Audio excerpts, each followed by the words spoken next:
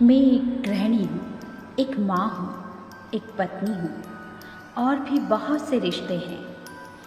मैं घर में सबसे पहले उठती हूँ, सबके लिए सबकी पसंद का खाना बनाती हूँ, सबका खाना बनाती हूँ, सबको खाना खिलाती हूँ और बहुत सारे काम करती ही रहती हूँ। सारा दिन इसी भागदौड़ में जीवन चल रहा है।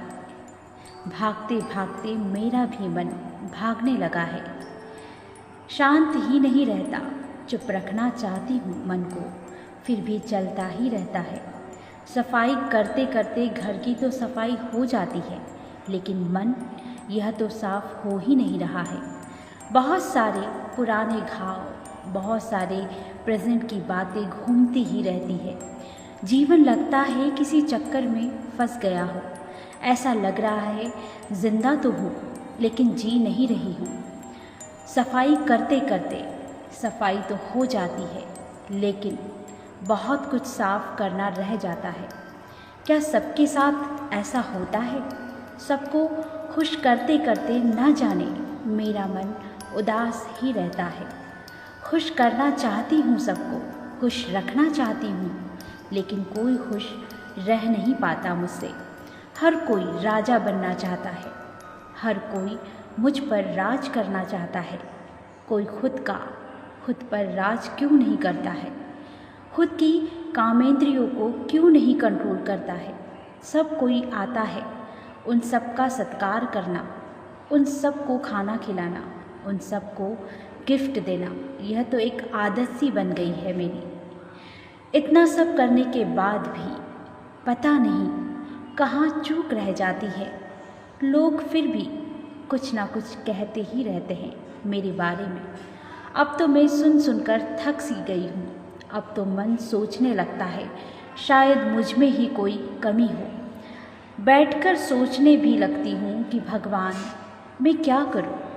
क्या हो रहा है मेरे साथ? इतना करते करते भी मन पता नहीं कहाँ कहाँ चला जाता है, कहाँ हो जाता है, क्यों दुखी हो जाता है।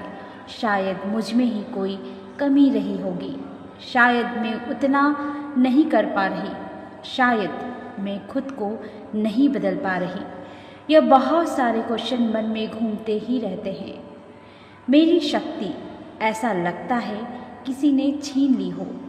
एक समय था जब मैं कितनी शक्तिशाली थी, कितना आत्मविश्वास से भरी रहती थी। मेरे अपने शौक थे, मेरा अपना एम था। आज पता नहीं कहाँ चला गया। मैंने अपनी सहेली नीलिमा से पूछा कि नीलिमा, मेरे साथ क्या हो रहा है? नीलिमा ने मेरी बात को समझा और कहा कि तुम ब्रह्म कुमारी सेंटर पर जाया करो। मैंने पूछा वहाँ क्या है? तो नीलिमा ने कहा वहाँ पर दीदी रहती है जो परमात्मा का ज्ञान सुनाती है। वो कहती हैं कि जब तक तुम अपना ध्यान नहीं रख सकते, हम किसी का ध्यान नहीं रख पाएंगे। वो कहते हैं जब तक भगवान को राज़ी नहीं करते, तब तक हर कोई हमसे नाराज़ रहेगा, चाहे हम कितना भी कुछ करते रहें। अच्छा नीलिमा, तो क्या मेरा जीवन अच्छा हो सकता है?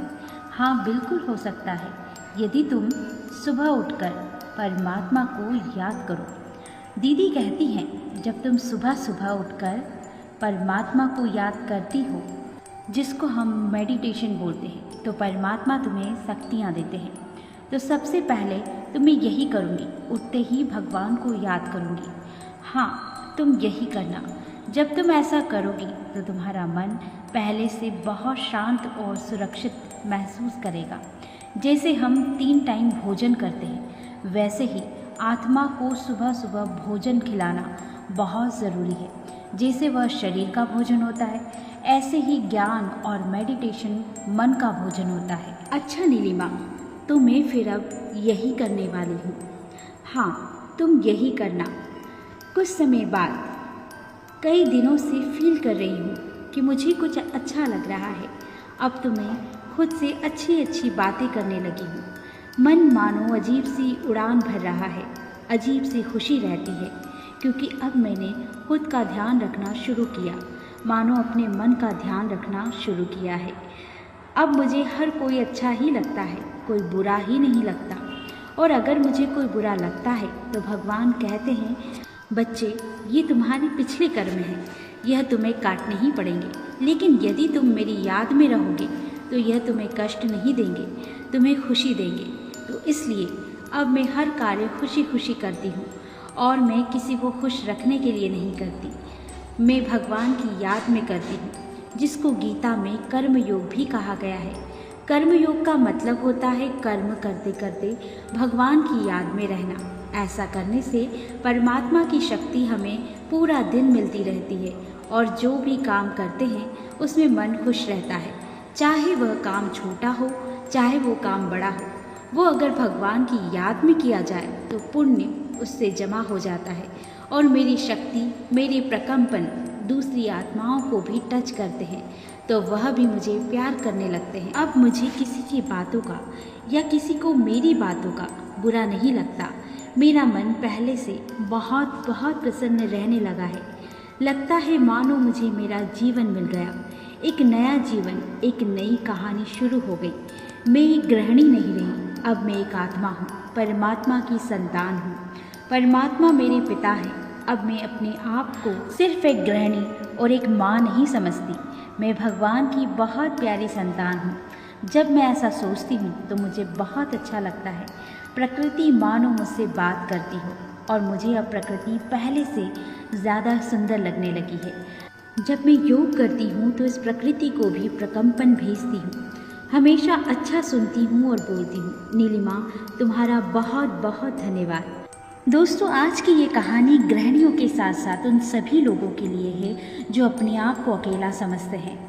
उम्मीद करती हूँ कि इस कहानी ने आपके जीवन में कोई ना कोई बदलाव ज़रूर किया होगा या करने वाली है।